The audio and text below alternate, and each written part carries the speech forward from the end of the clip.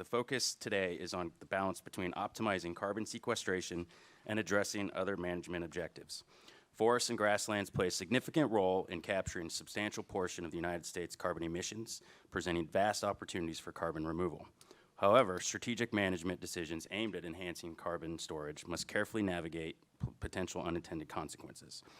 Today's panel will delve into the complexities of carbon stewardship, examining the nuances and potential benefits of optimizing carbon projects within these vital ecosystems. Leading this discussion is Dr. Todd Ontel, who serves as the Climate Adaptation Specialist for the U.S. Forest Service. Dr. Ontel. Thanks, Jack. Well, first I want to start off by thanking Governor Gordon for his leadership on this Decarbonizing the West initiative. It's really exciting that we've got this kind of forum to bring together experts to discuss this really critical and important issue that's also very complex, bringing in experts really across sectors to understand what are the complexities, the barriers, and what are some of the policy mechanisms. So thank you, Governor, for creating this opportunity for us. So over the next hour, my fellow panelists and I will discuss carbon stewardship on natural and working lands. So we heard, or we had some discussions yesterday that focused on forests and their contribution to improving soil health through climate-smart agriculture and biochar, for example. We also talked about carbon benefits that come from harvested wood products and reducing embodied carbon in our built infrastructure. And so this panel, we're really going to be focusing on the ecosystem side of things, thinking about forest ecosystems as a natural climate solution. So, yeah, as Jack mentioned, I'm a climate adaptation specialist with the U.S. Forest Service. I work in our Office of Sustainability and Climate, which is part of the Washington office in D.C. And our office kind of serves as technical advisors to agency leadership on climate and carbon and sustainability. And my role is really to work at this intersection between climate change, climate adaptation, and thinking about how can we steward our lands to be effective carbon sinks. So before I kind of turn things over to my panelists, I just want to provide some introductory remarks here about carbon stewardship and what is carbon stewardship, kind of put it into the context of the discussion. So we know that forests are a very important natural climate solution. Forests store about 2/3 of the terrestrial carbon in the U.S., and they also, importantly, are about 90% of the land sector's capacity to sequester additional carbon. So when I say sequestration, I'm really talking about that process of taking up carbon from the atmosphere and putting that carbon away in vegetation and soils. So through this process of sequestration, forests are able to offset about 12 to 16% of our carbon emissions from burning fossil fuels, and this varies depending upon the year. I think the most recent estimate was about 12.4% of our emissions are offset by forest sequestration. But that analysis also shows that the capacity of our forests to sequester carbon really differs depending upon where you are. And really interestingly and importantly, some of the states in the western U.S., the forests are actually carbon sources, not carbon sinks, and that's due to a lot of complex processes. I think many of us understand, at least to some degree, this intersection between drought, pine beetle impacts, tree mortality associated with increasingly dense forests because of a lack of active management, wildfire suppression, all kind of leading to carbon emissions from wildfire. So there's a lot of really important forest health issues that we need to address in the West to really be able to harness the potential for our forests to act as carbon sinks and to address the climate crisis.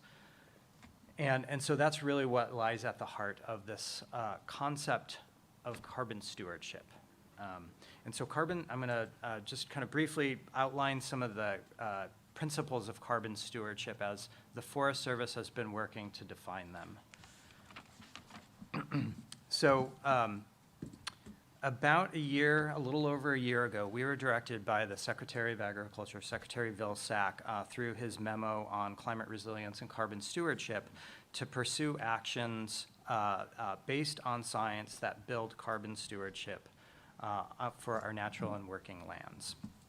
And so this really kind of set into motion this process that we've been undertaking to outline what carbon stewardship is in land stewardship. So it provides a framework in which carbon uptake and storage is considered within the context of climate change effects, climate adaptation to manage climate risks, mitigation, and then also our mandate as an agency for multiple uses. So carbon stewardship strategies align carbon stocks with the desired conditions of an ecosystem in order to stabilize carbon under current and future climate conditions. So carbon stewardship isn't about maximizing carbon. It's about creating healthy forest stands that can sequester carbon and continue to store it and minimize the risk of catastrophic emissions from uncontrolled wildfire. Carbon stewardship strategies optimize carbon within the context of other multiple uses and ecosystem benefits, things like recreation, water, wildlife habitat. So again, not maximizing carbon at the expense of these other important services and benefits that we look to our forests to provide, but providing a framework to understand, as Jack mentioned, how we balance carbon with all these other uses and benefits. And then lastly, carbon stewardship is really about actions that enable healthy forests, ecological integrity, and climate resilience. So it's really kind of putting all these pieces together that are very complex into a set of guiding principles that we can understand how to manage our forests for resilience and essentially to be a natural climate solution. So with that context, hopefully that kind of helps frame a little bit of our discussion. I want to then now turn it over to our panelists to introduce themselves and provide some introductory remarks. So Dr. Katharyn Duffy. Wonderful. Do you know if we got the slides? I believe we do. Oh, we yes. do. Okay, And here, great. I think you use that. Awesome, thanks. Yeah, it's such a pleasure to be here. I'm Katharyn Duffy. I am both the Director of Science R&D at Vibrant Planet, also the lead scientist for nature-based solutions, and it's really exciting to come and talk to all of you because this sort of carbon stewardship, especially through the lens of the wildfire crisis strategy, has been the focus of a lot of my research and focus for the last 15 years. And so as we were brainstorming as a panel and thinking about how to sort of get us all up to speed, I actually brought a couple of different visuals to sort of think about what carbon stewardship could look like through the lens of the wildfire crisis strategy that came up a lot yesterday. Let's see, do I push this one? That one. Okay. So this is the historic perspective on carbon and fire field treatments. 10 years ago, 15 years ago, we were thinking about, well, there's some chance that forests will burn, but if we go and do these fire fuel reduction treatments, there's all this carbon loss, and that's guaranteed. So this is the sort of perspective 10 or 15 years ago. And really what we were missing was the bottom of that iceberg, right? It's not just fire itself. When we think about carbon stewardship, we really need to be thinking about all of the downstream effects that come after high severity or extreme fire. Delayed regeneration of alternate ecosystems that store and sequester less carbon.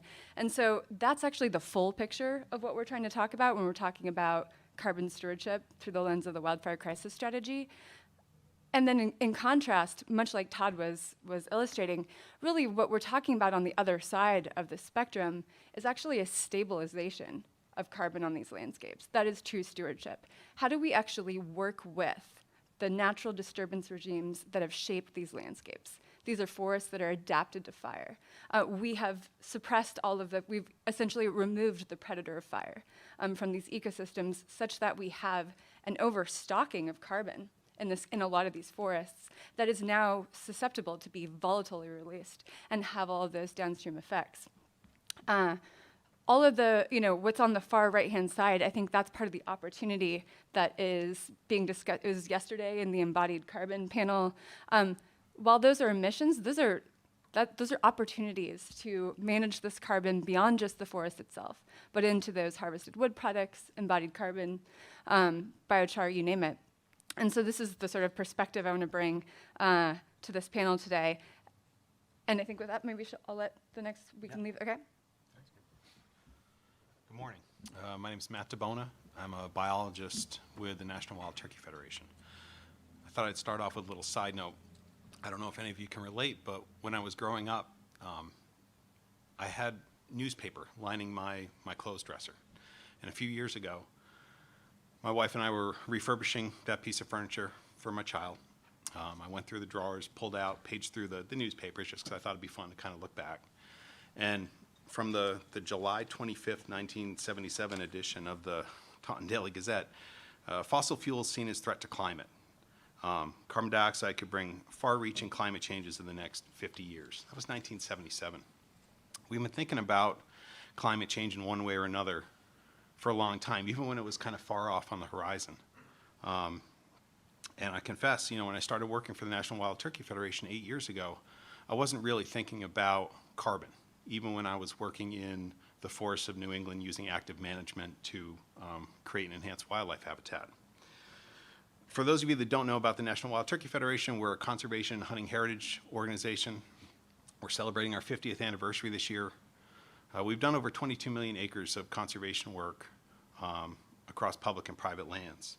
And it's really been possible, thanks to our volunteers and partners. And it's been possible because of the wild turkey.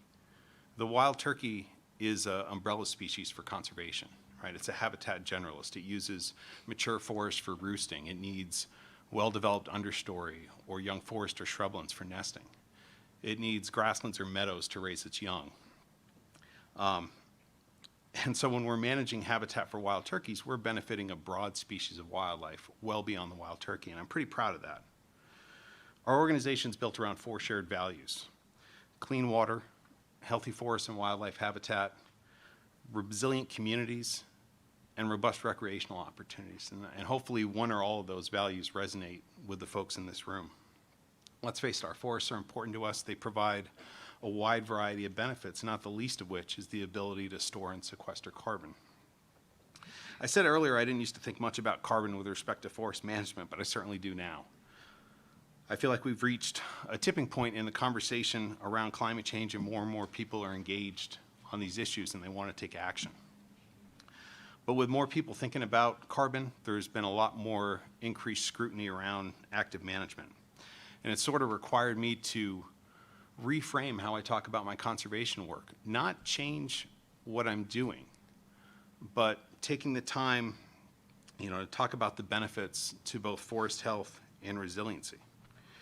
And when I look around at the work that the NWTF is doing around the country, whether it's doing forest thinning and fuel reduction work, or riparian restoration work, or prescribed fire work in longleaf systems in the southeast, or young forest work in the northeast where I am, all I see is forest health benefits. And in turn, we're creating tremendous long-term benefits to carbon storage and sequestration, even if in the very short term, our work is resulting in a carbon emission.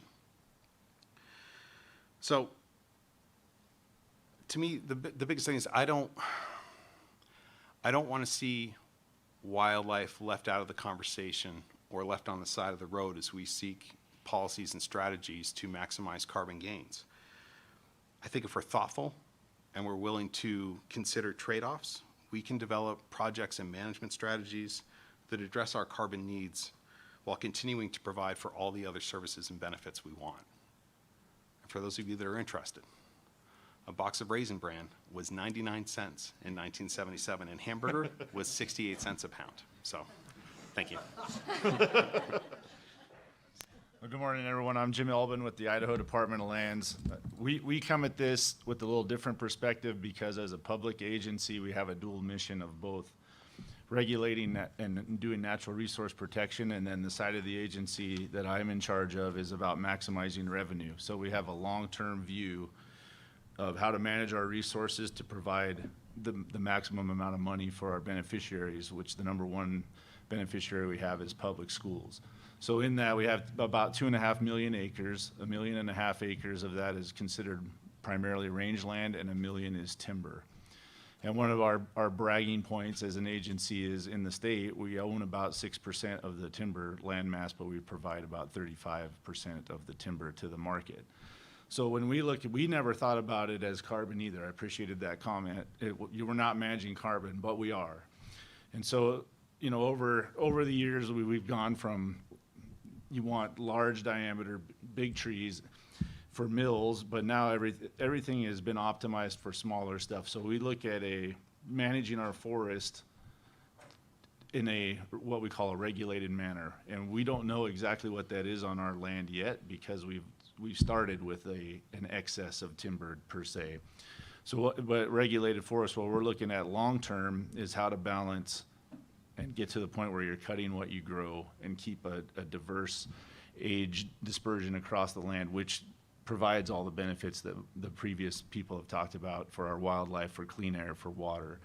But as a fiduciary, and we talk about carbon and the carbon leasing, we're just barely dipping our toes into that and what that looks like for management on us, because at the end of the day, if it brings in more money, we need to explore it and provide our land board with the opportunity to make decisions along that. So I think what the big point for us is everything's carbon now, because that's the buzz, and it's also, people are realizing, in my career, 20 years in forestry, we've went from forest management's bad to now we're coming back around to we need to be doing something actively on the landscape, and I'm proud to be in an agency that does that work. So thank you. Great, thanks. So I think those were really excellent introductory remarks that kind of got at some of the questions around, you know, how are your organizations, how's your agency kind of thinking about carbon considerations in your work. Jim, you just touched on sort of that conflict or considerations for revenue. I wondered, Matt or Katharyn, if there's anything that you could add on to in terms of maybe kind of thinking about this issue of revenue generation, and, you know, how does that sort of dovetail with carbon management? And, you know, I'm not sure, Matt, maybe that might be a little more pertinent to your work with the National Turkey Federation. Yeah, yes and no. So I think, you know, I think somebody said it best yesterday. I mean, you know, forest products is a good thing, right? And making sure that we have the capacity, the workforce, the mills that are going to be able to take that low-grade material that helps make it easier. It seems like that constraint around workforce and markets kind of exists in all parts of the country, but it's pretty critical to kind of work some of that out. You know, one of the biggest things I think to hit on is this idea of what we call leakage, where, you know, if you have policies or for whatever reason you're not cutting trees, it doesn't mean just because you're not cutting a tree in Idaho that a tree isn't being cut somewhere else to replace it. And maybe it's being done in a place that is less sustainable in their forestry. Maybe there's increased, you know, transportation and energy costs. Or maybe it's replaced entirely by another material. So, you know, I think our work is very much tied to having an industry and an experience base of foresters and loggers that can support it. So. Sure, I can add a little bit to that. And that's what I kind of want to zoom out and say that I actually think about carbon as a proxy. It's something we can measure, it's something we can see from space, it's something we can go, you know, wrap DBH tape around in the field. But it's sort of this convenient bucket that we can use to think about a lot of other ecosystem services and benefits and things that we care about in the forest. And that carbon is not always, so it's this really useful way to think about this. It's something we need to manage in order to address climate change. But it can just be this proxy for how does this relate, how does like good stewardship around carbon actually relate to good stewardship around wildlife, good stewardship around water management, et cetera, et cetera. And so I like to think about it as this sort of bucket that we can measure. And I think to that end, when we think about carbon being maybe the starter, there's all sorts of other things that we could be measuring and wrapping up like metrics around to kind of riff off of yesterday's panel. How do we put data behind the story? How do we put data behind good watershed management, good carbon management, good wildlife management, et cetera? And how do we actually report that out into harvested wood products, into acres on the ground, such that we can message out that story more broadly? I think, I just want to follow up on what you said, because what you said was really important, this idea of the social acceptance about why we have to do more of this and stuff. And I think, there's been, I've seen, obviously in my world, more around, wildlife management and stuff. There's been, looking at other wildlife species that are benefiting, just how many, things like Forester for the Birds programs and stuff that kind of relate, bird species to all the different structure and diversity that forests have, and kind of pointing out what you lose if you don't have those things. So yeah, very, very well taken. Yeah, thanks. That's, I think, a good segue to my next question. You mentioned, the forestry for the birds and structure for forests and how that benefits wildlife. I'm wondering if each of you could maybe speak to what you see as possibly some of the management actions that can sustain or improve carbon sequestration and storage capacity. But then also kind of thinking about what we've been talking about here with some of these other benefits that we recognize are so important that our forests provide, wildlife and water and those sorts of things. So yeah, what sorts of actions can people kind of think to or look towards for managing for these benefits? Start. Yeah, Matt, All right. great. I'm generally weary of simple solutions and stuff, but I think, you hear this mantra over and over, but that's because it's pretty true, is the idea of keeping forests as forests is probably the simplest, most easiest thing we can do that's going to have carbon benefits, all those benefits right off the bat. The other thing to think about is that, we need to be playing the long game with carbon, right? There's a pressure to have instant benefits and have this reaction to want to avoid any carbon emissions. And like I said, habitat management is messy, and we need to tolerate and understand that we're going to have some short-term emissions, because in the long term we're going to realize much bigger gains in all those aspects. Because what we need in a lot of these forest systems, in the West particularly, of course we're focusing on carbon stability and stuff, just building that resilience back into the system, but certainly in other forests as well, we're just trying to increase complexity and diversity back into these systems that have been simplified through previous land use policies, lack of management, and in the meantime, there's all these compounding stressors that are starting to multiply. So, yeah, I guess I'll leave it there for now. I think the best thing that we can do, I appreciate your comment about forest staying forest, because that's the business that I'm in, and it's very important. And I think we just need to do a better job of talking about the forest from seedling to wherever it ends up being stored and why. And it doesn't matter what your landowner objective is, telling that story, because there's management that needs to be done. And when people do not understand why you're doing it, there's misconceptions. They'll see stumps and they'll say, oh, that's a clear cut, when there's actually reserve trees left and they were left for a purpose. And that it's really getting that word out and helping people understand what we're doing. And it doesn't really matter what your landowner objective is, because we've seen the results of do nothing actions, and we usually breathe it for 3 months in the summer in the West. So I think really that's really what it comes down to, because that's what people see. They either see a potentially bad management activity on the front end, that bad in air quotes, and then the catastrophic fire. They don't see the rest of the story, and we really need to tell that, because there's a lot of people that work in that industry, And it's the lifeline for lots of rural communities in the West that need that industry to survive, so. Yeah, I love this. And so part of what my team does at Vibrant Planet is we build basically decision support software to help us figure out what to do, because the answer is it varies. What can we do? It varies, right? Classic scientist. It varies. It varies over space. It varies based on hazard. I don't know. Can we pull up this slide one more time? And so essentially, let's go here. So basically what my team works on is actually wrapping all of this data up into an interface and having things like assets and safety, but also biodiversity and recreation and carbon and anything you might care about. And then those things are exposed to risk, right? So we're looking at the likelihood of something burning. We're looking at the likely intensity of that burn.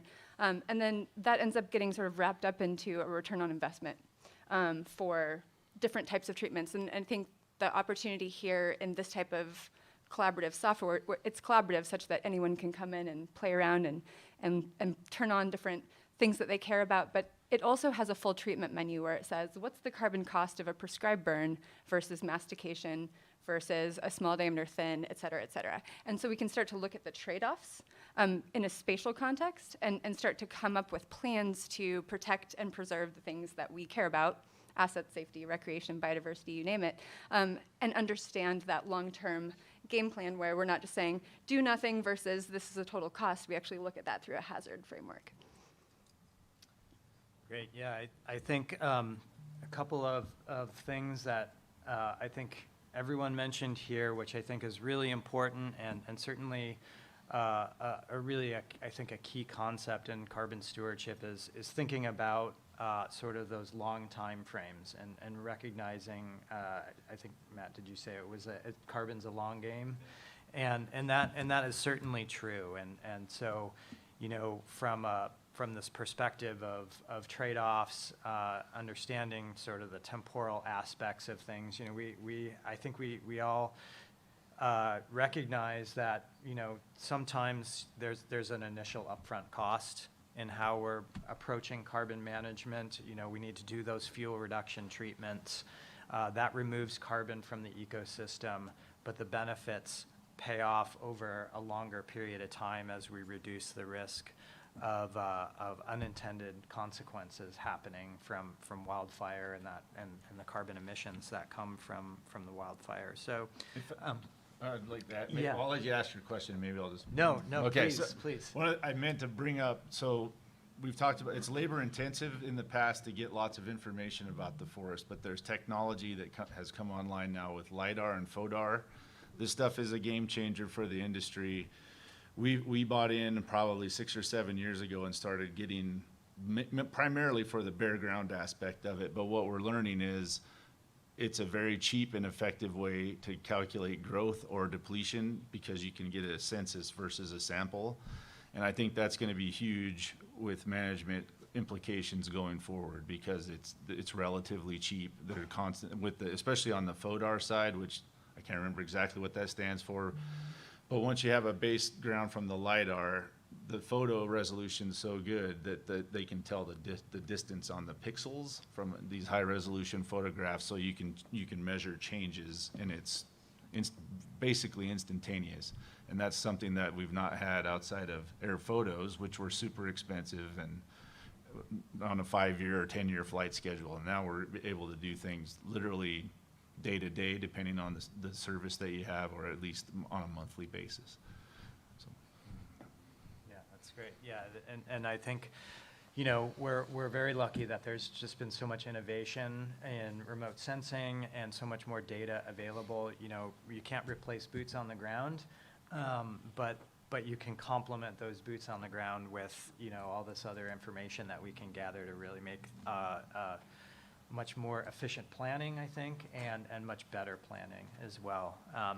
And so, yeah, I think I wanted to go, Katharyn, back to you had described the platform that Vibrant Planet has developed. I think this is a really interesting way to be able to understand sort of co-benefits, but also trade-offs for things for any kind of suite of land management practices geared towards carbon, but then taking that into the context of all these other things that we're looking at. I'm wondering, can you maybe speak to like what are some of the things that your platform has been able to, or your approach that this platform is being able to address in terms of like understanding like what are some of those trade-offs between carbon and some of these other benefits that, you know, we might be kind of understanding that, you know, we may not be able to have both in the same place necessarily. Right. Yeah, great question. And so to start, I think the premise of the platform that I was showing, Land Tender, is really that first and foremost, we all need to have the same information. We all need to have the same data. We need to understand where like key biodiversity habitat is, where, you know, a lot of like high density carbon is, all of this information. And it needs to be flexible such that partners can come to the table. They can bring the data that they have, but that we can all look at it together, that we can all assess the trade-offs together. Because we need all of those voices in the room at the same time. Because we have to make these decisions collaboratively. And so part of what the platform does is we have some base data, sort of our best cutting edge science, and then we say, hey, bring yours as well. And let's all work together. And so the platform is designed to sort of help different users say what they care about and look at these trade-offs. And so some of these graphs on the bottom is a restorative return on investment, right? If you do these types of treatments, here's the response in a long game framework, right? Of spotted owl habitat, of above ground live carbon, of water yield to communities, especially in some of those key watersheds for supply. And so there absolutely are trade-offs. If we should never be managing all forests just for carbon. That's, you know, that's not allowed from a federal perspective. It's not wise. Again, carbon is this proxy, but we can look at these trade-offs, much like you were alluding to, where doing some sort of action has an initial cost for biodiversity habitat, for water, for carbon, et cetera. But actually, oftentimes, those benefits and those trajectories vary. So you might get an initial water benefit from doing a thinning treatment, but there's a carbon cost, and maybe some of those keystone species need a little bit of time to recover. And just so looking at those signals together in this sort of trade-off framework can actually help us really assess next steps and what we're willing to accept from a like cost-benefit perspective. I think you bring up a really good point. This idea of the spatial scale of management, right? So, and that's one of the biggest communication challenges is, you know, particularly as we try to build public support for this work is we're working at the stand level, right? We're using management at the stand level, and that's where we can make incremental gains, right? Because you're taking this one stand of woods, and that can be where the issue is because it could be in someone's backyard or their favorite piece of woods or something like that, right? And then it's like we nuke the whole forest, right? Which obviously isn't the case. But we're making those incremental improvements at the stand level and developing the bigger forest system level stuff. And it sounds like your platform is a great tool for looking at those different spatial scales for how management builds upward. So, sorry. No, I love it. Yeah, exactly. It matters in your backyard, and it also matters from a landscape perspective. Yeah. So Jim, I'm wondering if you have any thoughts on from kind of the state lands perspective in terms of, you know, you mentioned some of the data that and the technology that's really helping kind of inform these decisions. I'm wondering if you have any thoughts on kind of from your perspective on this issue of trade-offs between carbon and some of the other things that you're managing Idaho's forests for. Sure. Again, the science answer is it depends, right?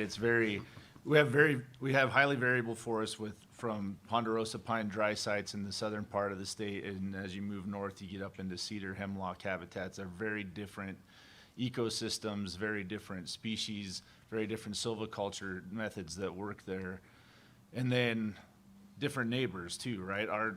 We have some good sized blocks. Probably, I think the stat is over 90% of our land is adjacent to federal ownership, whether that's BLM or Forest Service. And then we have mixed in between, you know, wildland urban interface, private timber, and then large industrial timber owners as well. So when you look at all this stuff to the planning side, you have to know what your neighbors are or aren't doing. And sometimes that dictates your management, and it might make you have to do things that you might not necessarily want to in order to maintain resilience or to protect the water quality, air quality, those kinds of things, and protect your asset that's growing. So it's always, you have to have a bigger view than just the stand. We go in and we do manage a stand, but we also need to know what's going on, and that's one of the things that in our agency I didn't hit on earlier. Yeah, we have this endowment mission. We also have people that are working collaboratively through shared stewardship with especially the smaller private landowners and with the feds on either with Good Neighbor Authority or other planning things, fuel treatments, harvest. So I think in Idaho, we're doing a pretty good job. Everybody has their different limitations. You know, we have to get through NEPA process on federal lands. State lands, it's, you know, we have to plan a budget 2 years in advance of actually getting our budget.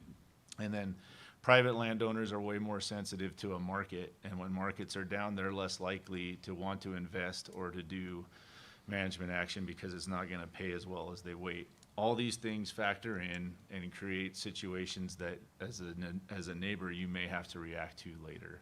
So just having the bigger picture, understanding that, and it's hard to do because you get your mission focused, but sometimes you do have to pull back and look at really what's going on in the whole, not only the ecosystem, but the whole environment that you're working in. Yeah, I think that's a really critical point, really important consideration. I'm wondering if Matt or Katharyn, if you have any further thoughts on kind of some of these ideas or opportunities for kind of cross-boundary coordination, sort of how does that look in the work that you do, Matt, or you know, how is sort of your platform, that Vibrant Planet, is maybe enabling that to happen? So Matt, do you want to start off with that? Yeah, I'd love to. You know, I think with any challenge, it creates new opportunities, you know, for partnerships. You know, we have several things going on in the West. I just wanted to maybe highlight a couple of them. You know, first and foremost, you know, Forest Service is one of our most important partners. We've been very successful using the stewardship agreement tools to conduct on-the-ground forest management to improve a lot of, I guess, wildfire risk reduction is really what we're focused on. But, you know, some examples are, I thought this was a unique one, our General Springs project in the Coconino National Forest in Arizona. Where we're using, you know, forest thinning to improve watershed health and creating natural fire breaks. And we're working in partnership with the Salt River Project, which is a community-based nonprofit water power supplier, to protect basically, you know, water infrastructure that carries water to the town of Payson, Arizona. Right, so that's another one where we're checking off, you know, I think multiple boxes where we're improving watershed health, we're improving forest health, reducing the risk of wildfire. Another one is a big Waterways for Wildlife initiative. It's a diverse partnership we have with the BLM, Forest Service, state agencies, other NGOs, and that's really focused on doing repair and restoration and conserving stream systems on both public and private lands. And that's where we're, you know, not only doing, you know, some reforestation work, but that's improving both the quality and the quantity of water, and certainly protecting cold water habitats as well. So. I think one last one I'll hit on is our Rocky Mountain Restoration Initiative. It's something that we co-convened with the U.S. Forest Service about 5 years ago. Today it has over 40 partners in Colorado. And, you know, it's really focused on working in 3 priority landscapes, really, again, forest and water. And, you know, there's already been an initial investment of, you know, $12 million, more than $4 million of which is in non-federal funding. So what we found is that as you build these new partnerships, you know, success really breeds more success. People want to come where the action is and stuff. And so I see, you know, as much as there's potentially some doom and gloom around all the threats and stuff that we have in the region, there is tremendous opportunity. Yeah, I'm familiar with some of those projects and so excited about the work you guys are doing on the ground. And I think we all understand this, but obviously we have to work across land ownership and jurisdiction, right? Beetle outbreaks and droughts and fires don't necessarily care. who owns the land or who's managing the land underneath. But there have been different histories of management on those different types of land. So it does matter. And so part of what we do is we pull in high resolution sort of jurisdictional or like land ownership type data to help really illustrate where risk or hazard is the greatest and like where are those partnerships the most essential. And so what can small private landowners do given that maybe the federal lands that are close by actually they're in some longer term NEPA process, but what can they do today? And how do they sort of embed with and help shape plans for field treatments, for example, on adjacent property. And I think the other component I'll add here is that there's a couple of partners, Wild Turkey Federation being an excellent example, but other, Blue Forest, National Forest Foundation, and others that we work with, and I'm sure we all work with, are doing a lot of this cross-jurisdictional approaches to getting restoration done on the landscape, and I just want to applaud all three of those organizations, among others.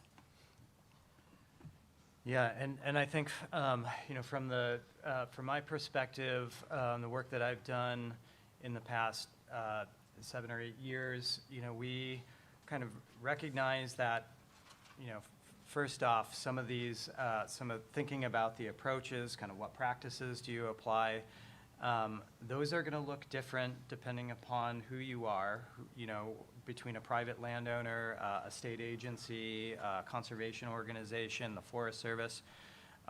All these entities have different tolerance for risk, right? And so even though we may understand, what does climate change present in terms of risk for any given sand condition, what a private landowner might feel comfortable doing is going to probably look different than what the Forest Service might see as an approach. But I think what everybody is saying here, and what we understand is really that importance of the conversation, the coordination, and making sure that we're all being good neighbors and that we're working together. I think ultimately, we all have kind of the similar goal of, we want our forests to be healthy.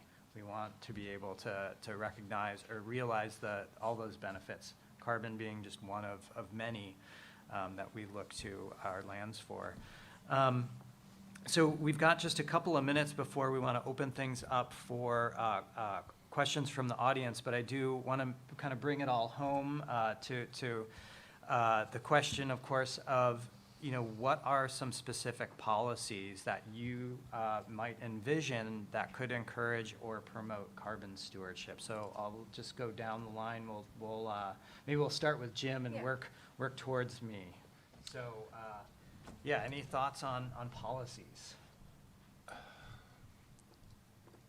I think where we can make the biggest dent is to incentivize smaller landowners because they're probably the least capable and able to react to treat things and look at it from a bigger perspective and not just purely driven by economics. So I think, it's still kind of, pardon the pun, but kind of the Wild West with the carbon leasing, and they vary greatly depending on who you're working with and how you do that, and whether you're certified in your forest through CFI or CFS, SFI, those different things. So it would be nice to see maybe a little more, some sideboards on what is allowed there, and then help the individual landowner understand what that means.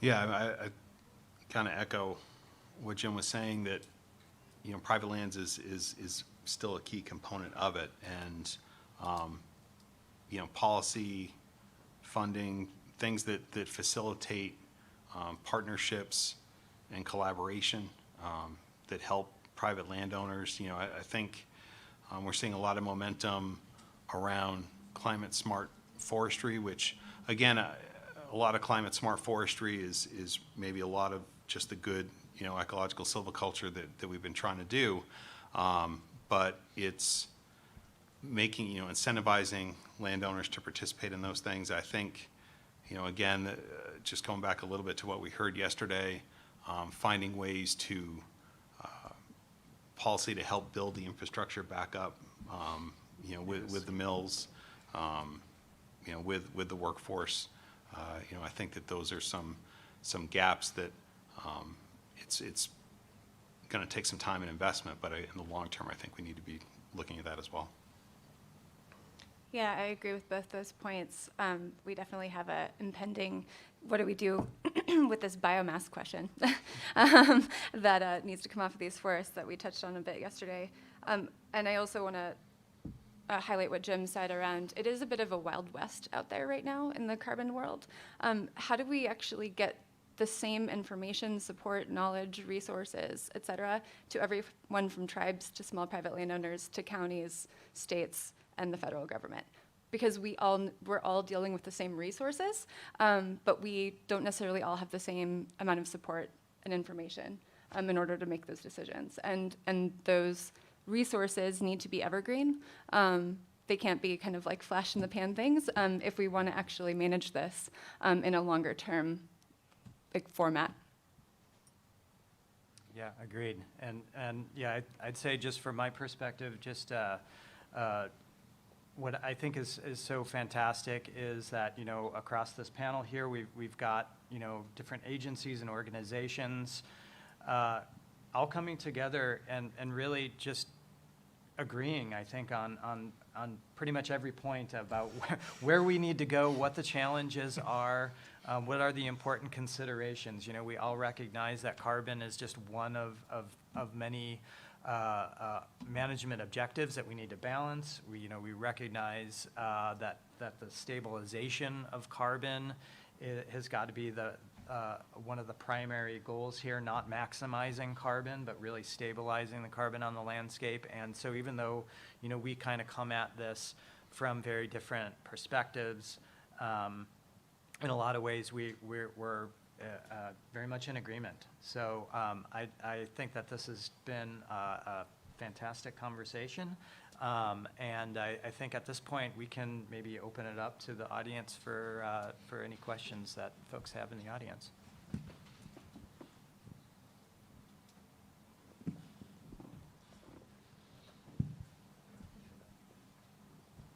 So thank you. This has been very informative. I'm Curtis Martin, Eastern Oregon beef producer and rancher. So a couple things. Katharyn, your organization is really interesting, and I guess my question to you directly would be, do you just strictly deal in forested areas, or my area is sagebrush, bunchgrass, junipers, where we're actively getting rid of the junipers as much as we can because of the sage-grouse initiative and that. And then the other thing that I really am intrigued with is the reference about the Wild West of the carbon markets. I've been approached by at least 3 different carbon, and I'm going to call them marketeers, because I've sold cattle enough to know BS or a sales pitch when I see it. Yeah. And so I've been searching for the legitimacy of the standardization of measurement. Whatever I do, I want the truth, and I want the truth being done and applied to what the enhancements that I do on my private property. And so that's a real Wild West deal. I'm wearing a cowboy hat, so I guess I can say that. But I do have cattle too. It's not an empty hat. So, so those things are. You know, I don't want to embark on a project that doesn't have the validity of standardization and accurate science credibility. So I guess 2 questions there. Thank you. Yeah, awesome. Well, I'm wearing cowgirl boots, so I'm in good company. Yeah, so first, no, we're not just restricted to forests. Forests is where we started, but obviously forests exist in a patchwork of grasslands and sagebrush, and a lot of those ecosystems are actually burning in a really high severity fashion because of encroachment of shrubs, and there's all different sort of like hazard ecosystem function, sort of, what's the word I'm looking for? Like, we need to do some active management across more than forests. So we started with forests, but that's not it, not by a long shot. Around the Wild West of carbon, I was like pleased that we agreed so much on this table because actually what I was showing and talking about around entering forests and removing carbon to save carbon in the long run, 10 years ago, people thought I was insane, right? there's been a lot of innovation since then, a lot of more like novel, transparent, data-driven approaches towards quantifying carbon, and that is where I think that this needs to go, and that's a lot of the tools that I've been building with my team. Is we're working with Sasan Sachi at Sea Trees and NASA JPL. He's creating 5-meter resolution above ground live carbon estimates that we're wrapping up into wall-to-wall data to serve to the public, and so that we can build tools around this type of information, so that if a marketeer comes and knocks on your door, you could go to an interface and say, like, are they full of hot air? I'm going to censor my words, but yeah, like, you know, how real is this? And so that's part of what I was alluding to, around how do we get the same tools to you as we get to the, you know, climate and sustainability office of the Forest Service, so that people aren't sort of gaming the system and taking people for more than they're worth. Well, that's what it seems like presently. Yeah. It's the hot button front burner topic, and there's so much falsity. You know, I guess I've looked toward NRCS. I've got a good friend, used to be the state director of Oregon, and there needs to be an accepted standardization, and it just seems like I mean, there's no basic place you can go and say, okay, you do this, this, and this, you know, and you can measure it. It Right. just seems like it's very ambiguous.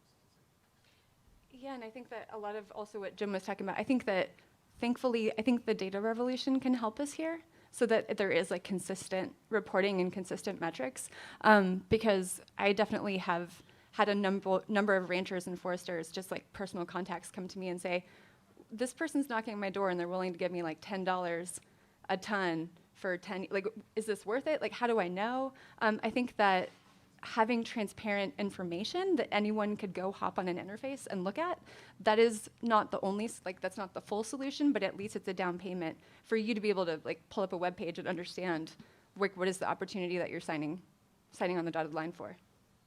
And I would add to that, I think when you have that conversation, we've met with some of these same people, and when you're honest about what kind of management you want to do, and you get into that, if they are evasive, that's your first sign. Like, because getting into a carbon lease shouldn't limit your own management objectives unless you're going to be compensated for it fairly. And Well, it seems like the ones that approach me, they come at you and say, well, this is a whole new revenue stream. I mean, they're totally trying to bamboozle. I feel like, fine. Yeah, I just feel like, well, like I said, I've been in the cattle business, so I know when you're being pressured to do something that maybe you want to back off and look at. They try to get you sign a 20-year, or let's see, was it 10-year to 20-year contract, but yet you try to drill down and ask them specifics of, okay, you're going to come and measure my soils, but there's just no substantive background or data that they are willing to give you so that it makes sense to me. It seems like it's very ethereal and just betting on the come of it for them, I guess. And they always want to, they want to say, well, this is mitigation for urban sprawl that has to go out and buy carbon credits for what they're trying to do, which I kind of understand that, but it still doesn't have it just doesn't have the trustworthiness of me to look. So far I've declined all of that.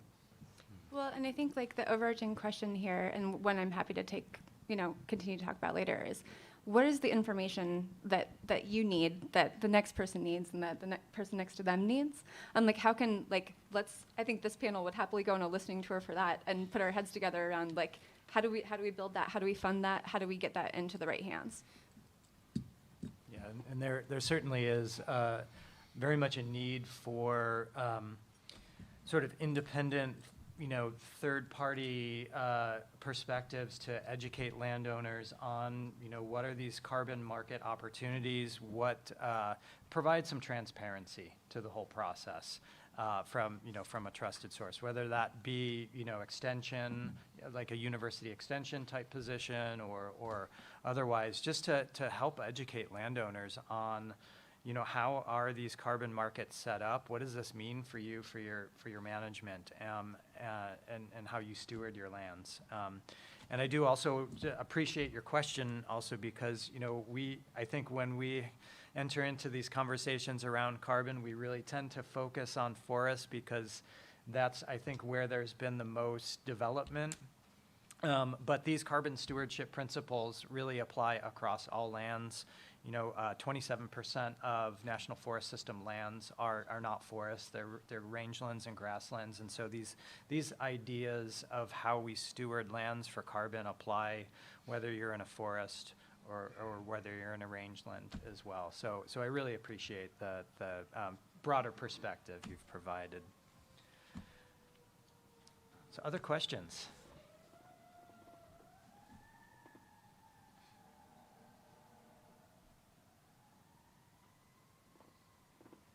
I have a question for our panel if we don't have it. Oh, no, you go.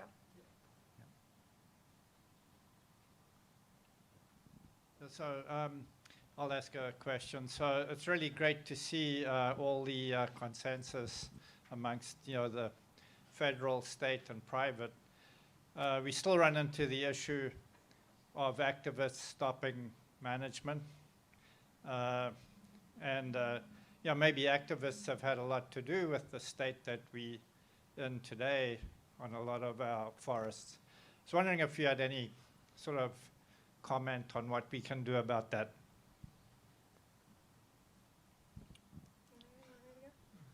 I can make some initial remarks here.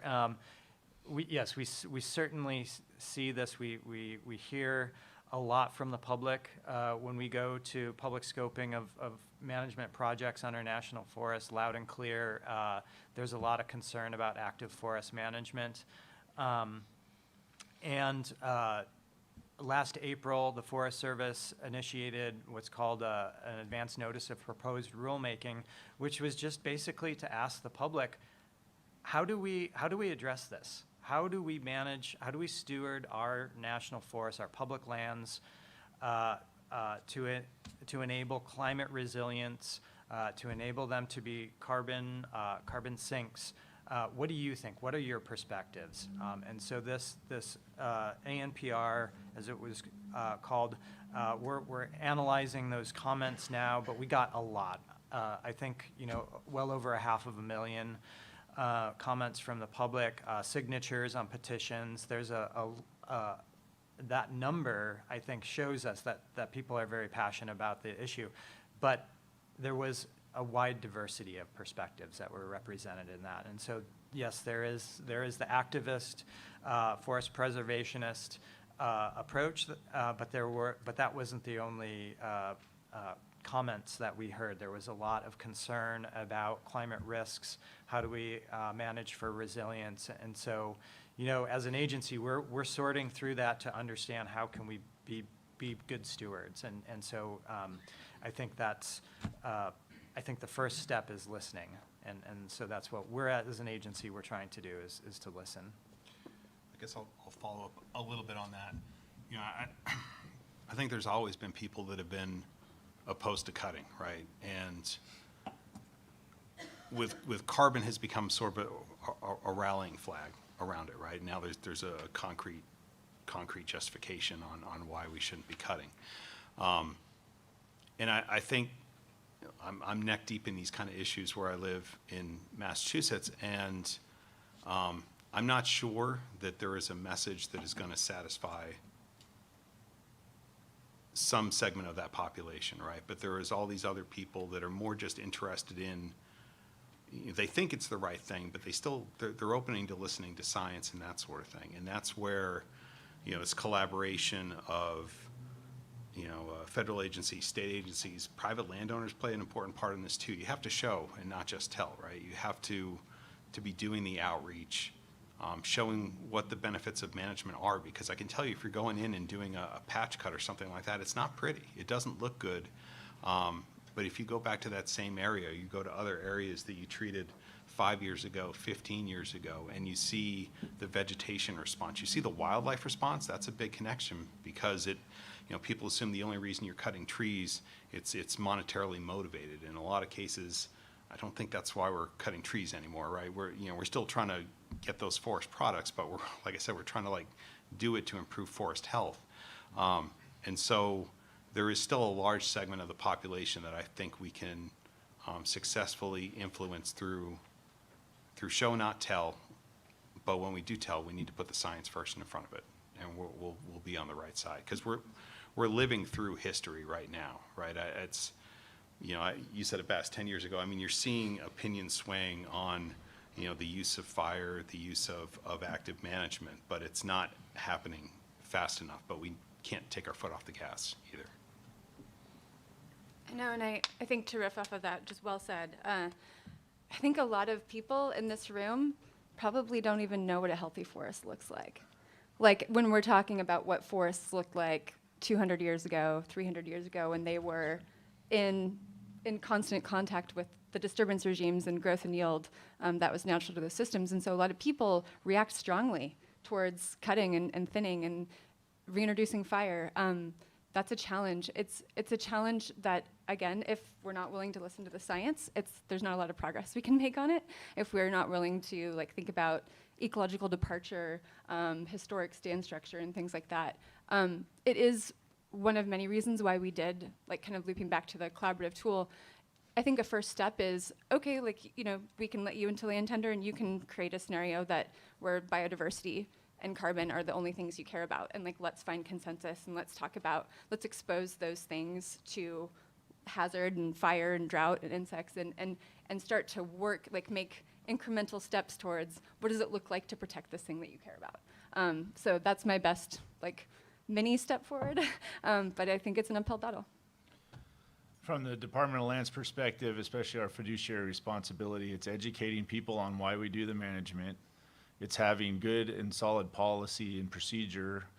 And if we make a mistake, we'll own it. And we have 5 constitutional officers we have to get in front of on a monthly basis and do so in public. And I think that's the biggest thing. You said it best. It's you don't just say, do. And that's what we try to do. And we're constantly, especially in my career here, I've watched us get on board with what the science and the technology has taken us in our management actions, and it's made a huge difference in what we do. And it's just continuing to tell that story. So. Okay, well, thank you very much. I think we're out of time. So with that, I would like to thank our panelists.